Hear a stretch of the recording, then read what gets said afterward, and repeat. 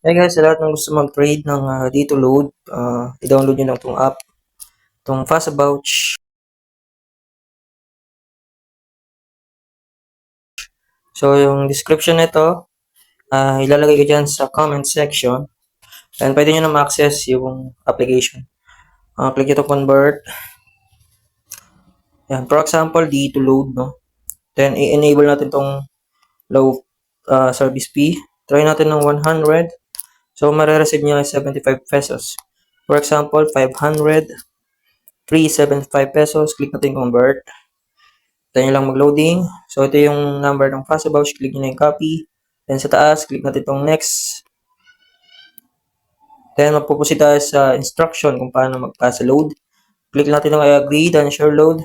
Then, provide nyo lang yung receipt nyo dito. Select file nyo lang. Then, mag-i-scan na po yung receipt nyo dyan. Yung proof of transaction nyo.